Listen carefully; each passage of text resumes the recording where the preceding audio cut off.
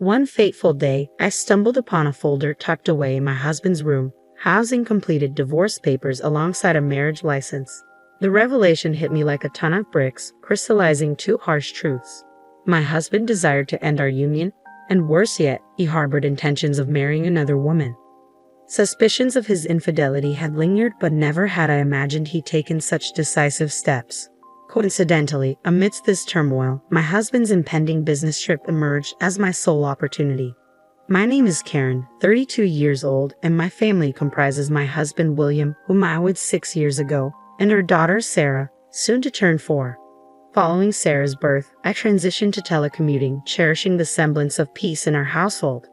Though our marital intimacy waned, masked by the joy of parenting, I convinced myself of contentment.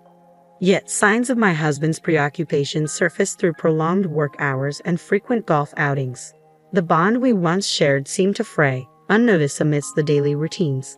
A mundane chore led to a startling discovery, a receipt nestled beneath a drawer bearing a staggering sum from a brain unfamiliar to us both.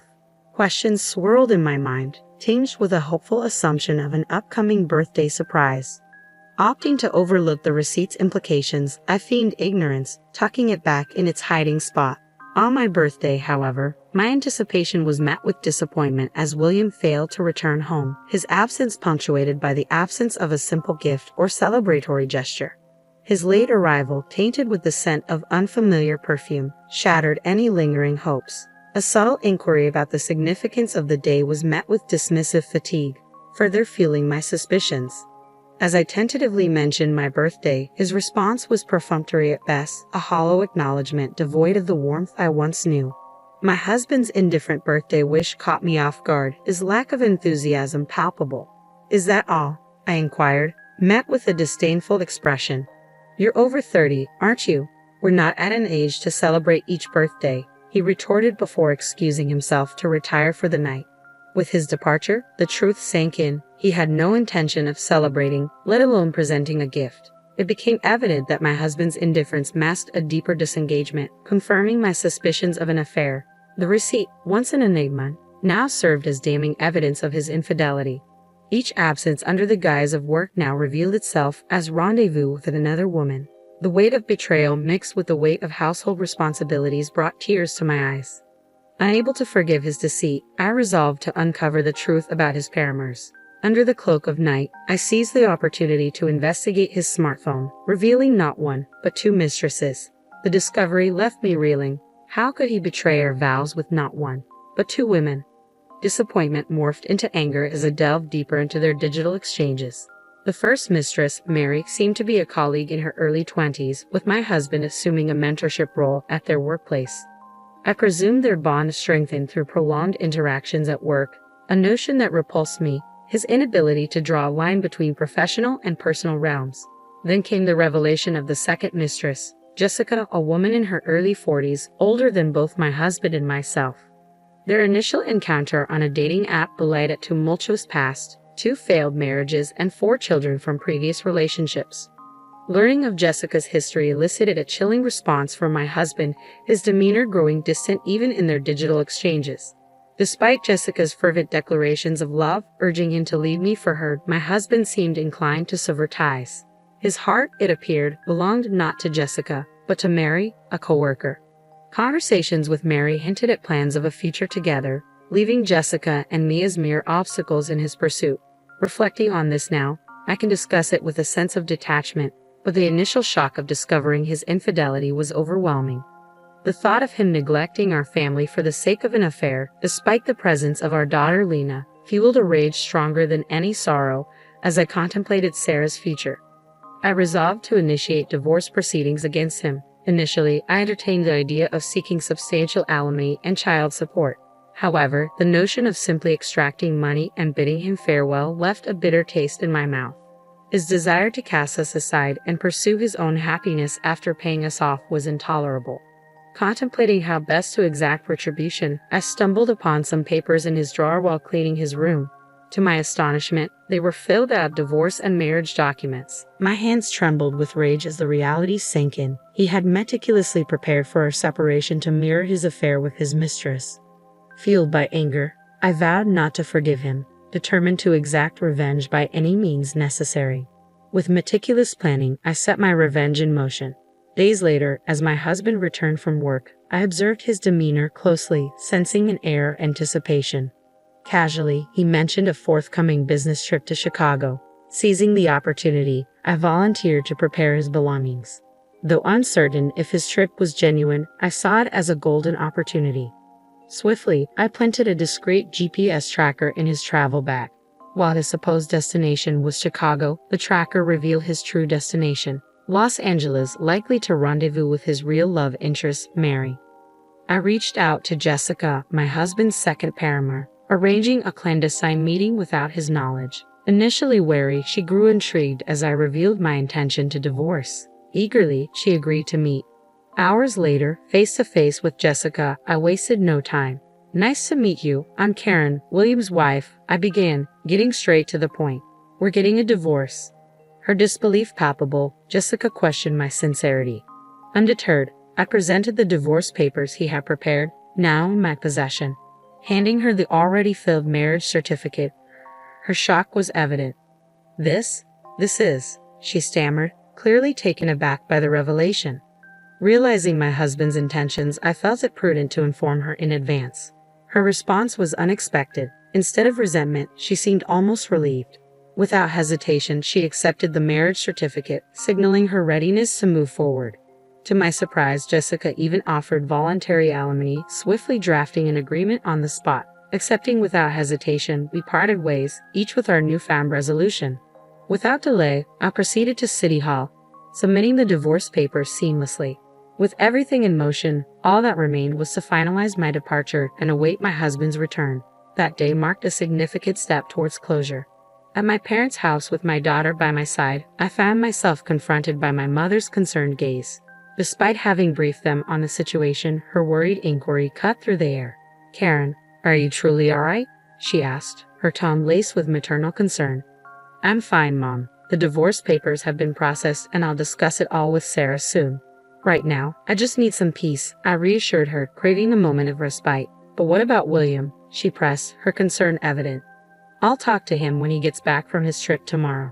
I expect he'll reach out then," I replied, mentally preparing for the impending conversation. The following day, as anticipated, my ex-husband returned from his escapade and promptly called me in a state of agitation. "Karen, where are you? What's going on?" he demanded, his voice tinged with panic. "I'm at my parents' house," I replied calmly, sensing the tension building. "Why? What's happened?" "Sarah isn't here, and all her things are gone," he exclaimed, confusion evident in his tone. "That's because Sarah and I won't be returning to that house," I stated firmly, bracing myself for his reaction. Confusion gave way to disbelief as he stumbled over his words, attempting to comprehend the situation. Seizing the moment, I dropped the bombshell about his affair. "So, by the way, you've been having an affair, right?" I interjected, cutting through the tension. "What are you talking about?" he spluttered, his denial falling on deaf ears. "And you want a divorce, correct? That's why you prepared the papers," I continued, my resolve unwavering. "How did you?" he began, his voice trailing off as realization dawned. Confirming my suspicions, I informed him of the filed divorce papers, asserting his responsibilities regarding alimony and child support. "Indeed, you'll be responsible for Lena," I stated firmly, refusing to back down. After a moment of stunned silence, he acquiesced, acknowledging the plan. "Of course, that's the arrangement," he conceded, resigned to the consequences of his actions. "I'm willing to fulfill my obligations," he declared, a hint of relief in his tone. "As long as you fulfill your responsibilities regarding alimony and child support, we won't have any issues," I affirmed, maintaining a pragmatic stance. "Absolutely," he concurred, expressing gratitude for my understanding. Despite his multiple affairs, he seemed intent on a smooth separation, but his attempt to end our relationship cleanly without acknowledging his wrongdoing only added to my frustration. Shouldn't an apology precede such efforts? Frustrated by his lack of remorse, I resolved to confront him with the truth. "By the way, I've already sent the marriage registration to your new wife," I revealed, savoring the moment. "You know, Jessica, the one who's infatuated with you. She was one of your affairs, wasn't she?" His voice trembled with disbelief. "Karen, you can't be serious. Tell me this is a joke," he pleaded, desperation evident even over the phone. Suppressing the chuckle, I held my ground. Why would I lie about that? While you were gallivanting in Chicago with Mary, I made sure Jessica received it. I stated matter-of-factly. Wait, Jessica. But I wanted to marry Mary, he protested, confusion lacing his words. Why don't you contact her? I handed the marriage registration to Jessica a few days ago, so she might have already filed it, I suggested calmly. No way, that's impossible. Wait please, I never intended to marry Jessica. His voice cracked with tears. Karen, please help me. I'd rather not divorce you than marry Jessica. I scoffed at his sudden plea for assistance. What are you saying now? Jessica's like a half-stalker. No matter what I say, she won't leave me alone. She's so persistent, he lamented. That's what happens when you meet people on dating apps. You reap what you sow, I retorted, my tone tinged with bitterness. Okay, I got it. I'll remarry you, Karen. So please help me, he pleaded desperately. What about Mary? I thought she was the one you wanted, I questioned, skepticism coloring my words. I'll break up with Mary. I realize that you're the one for me. I won't look at other women. So please help me, he implored, his desperation palpable. No, I responded firmly. Why should I have to help a piece of trash like you, who cheated while we have a daughter? Do you even understand your position? You were involved with other women, and despite having a family, you think you can get off with just paying alimony and child support. Are you that naive? Byron, please forgive me, he begged, his voice strained. Don't call me by my name so casually. I will never associate with you again, and I will never forgive you. I won't let Lena meet you, and if you show up in front of us, I won't hold back. Never interfere with me and Lena's life again, I declared firmly, ending the call. Despite his incessant attempts to contact me, I refused to pick up. Later, during our divorce negotiations, it was decided that he would pay a substantial amount of alimony and child support for our daughter. Additionally, I ensured to claim appropriate alimony from his 2 affairs as well. Let him feel the full consequences of his actions, I thought bitterly, never imagining he would stoop so low as to pursue married women. After divorcing my ex-husband, I heard that Jessica made a bold move by moving into the house we once shared. This blindly in love woman, armed with luggage, wasted no time in making herself at home. Why are you here? He stammered, clearly taken aback by her sudden appearance. Because we're finally husband and wife, aren't we? We can finally live together, she declared confidently. No, you've got it all wrong. I had no intention of marrying you, he protested, but Jessica remained undeterred. There's no need to be shy, sweetie. I received the marriage license from your ex-wife, and I've already submitted it, she replied casually. Okay, but that was Karen's doing, he explained, trying to clarify the situation. Don't worry about the details, okay? As long as I can be with you in any shape or form, I'm happy, Jessica reassured him, much to his dismay.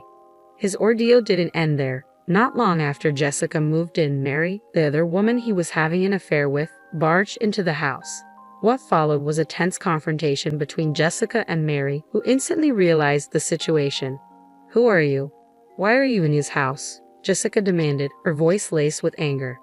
I'm his wife. I thought he split from his wife, Mary retorted, equally bewildered. He did, to remarry me. I don't know who you are or where you're from, but don't interfere with our love. Jessica shot back, her resolve unshaken. Their argument escalated into a heated exchange, leading Mary to end her relationship with him and file a complaint about his infidelity to his workplace. As a result, he lost his job and now struggles to make ends meet, still paying alimony and child support. Despite occasional messages from him, I refuse to engage. I have no intention of reconciling with him or sympathizing with his plight. He's reaping what he sowed, and I intend to let him suffer the consequences of his actions. Back at my parents' house, I'm living a peaceful life with my daughter, who is about to start elementary school soon. Although explaining the situation to her will be challenging, I'm determined to help her understand. With the support of my parents, I look forward to a bright future filled with happy times with my